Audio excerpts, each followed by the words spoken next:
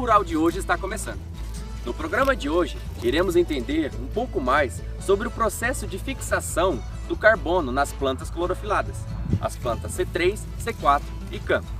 A absorção do dióxido de carbono, ou fixação, é um processo que ocorre no ciclo de Calvin, na fase 3 da fotossíntese, gerando basicamente um carboidrato através de uma redução.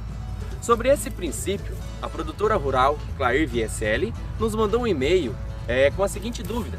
Ela gostaria de saber por que o milho deve ser plantada nas épocas mais quentes do ano, necessitando de uma maior radiação solar.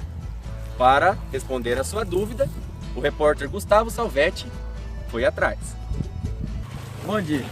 Para responder a sua dúvida, senhora Clair, viemos até o distrito da Yolanda, em Ubiratã, Paraná, e estamos aqui com o senhor engenheiro agrônomo Adriano Panceira, que irá nos ajudar na sua dúvida.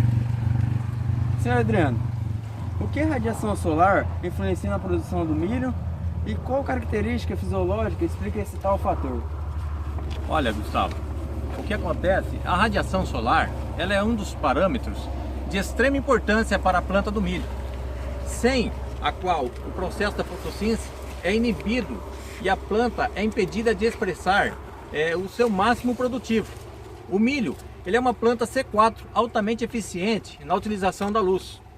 Nas plantas C4, a fase 3 da fotossíntese, que é a formação da triose, o carbono, o oxigênio e o hidrogênio, acontece somente na bainha clorofilada. O gás carbônico, que ele é incorporado pelos estômatos, ele é capturado pela enzima PEP-carboxilase e acontece o que? É transformado em CO2 líquido, o malato e aspartato, que é transportado até a bainha clorofilada. Quando os estômatos estão fechados, a planta de milho, ela, por exemplo, tem o CO2 de translocação e não precisa da fotorrespiração. É isso aí. E por que o milho tem que ser plantado mais no lugar mais quente, que tenha mais radiação? Bom, Gustavo, devido ao fato do milho precisar de maior radiação, é que a fase 3 da fotossíntese ocorre apenas na bainha clorofilada, havendo uma necessidade de maior radiação para ativar essa fase 3. Isso aí, muito obrigado, Adriano. E voltamos com você, Ébano Cassol. Ainda sobre o mecanismo de fixação do carbono, existe as plantas C3 e CAN. O repórter José Marcelo Pisoni foi atrás de uma explicação. Bom dia! Estamos aqui na propriedade do Sr. Fagner, em Itacuru, Mato Grosso do Sul. E o engenheiro agrônomo Diogo Bezavento vai nos explicar. Diogo, o que são plantas C3 e quais as suas características? Bom dia, Marcelo. Então, as plantas C3 são plantas de sombra como o soja, o trigo e o feijão. Recebe este nome por conta do ácido 3-fosfoglicérico, formado após a fixação das moléculas de carbono. Os vegetais C3 correspondem à maioria das espécies terrestres, ocorrendo geralmente em região tropical úmida. Nas plantas C3, como soja, as fases da fotossíntese acontecem em toda a célula, quando abertos os estômatos, captam o gás carbônico, que é transferido na proteína rubisco, que com o gás carbônico faz o ciclo de Calvin, para formar carboidrato como o açúcar. Mas se houver acúmulo de oxigênio, acontece a fotorrespiração, formando água e o gás carbônico. Muito obrigado, Diogo. É com você, Ébano Cassol. Ainda sobre o processo de fixação do carbono, existe as plantas consideradas CAN, que são plantas mais resistentes à seca. O nosso repórter Tássio Mozzoli foi até a Arábia Saudita entrevistar o engenheiro agrônomo Mohamed Abdallah Gustavo, que nos dará uma explicação. Bom dia. O grupo de vegetais que menos necessita de água são as plantas CAN, que ocorrem geralmente em regiões de deserto.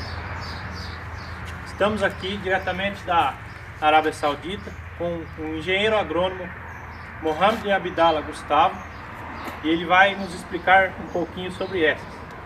Senhor Mohamed, o que são plantas CAN e quais as suas características? Salam alaikum. Bom dia. Como você disse, são vegetais que ocorrem em áreas desérticas ou intensivamente secas. A abertura dos estômatos nessas plantas durante a noite evitam a grande perda de água, ao mesmo tempo em que o CO2 é fixado por meio do ácido málico. Durante o dia, os estômatos se fecham, onde não há grande perda de água pela transpiração, e o CO2 fixado é então utilizado na realização da fotossíntese sob elevadas intensidades de radiação solar. As plantas cãs possuem grande afinidade com o CO2, como os cactos. Elas recebem esse nome devido ao fato do ácido oxalacético possuir 4 moléculas de carbono. O CO2 entra pelos estômatos à noite, onde a enzima pepcarboxilase capta e transforma o gás carbônico em ácido málico, que é armazenado no vacúolo da planta, e quando durante o dia, como a fotossíntese em ação, o ácido málico volta a gás carbônico aos poucos, que é transmitido a rubisco para a formação dos carboidratos.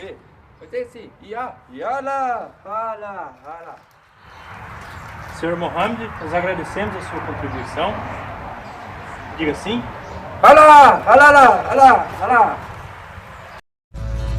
O Globo Rural de hoje está chegando ao fim. Obrigado por sua audiência, espero que tenha sanado todas as suas dúvidas e até o próximo programa.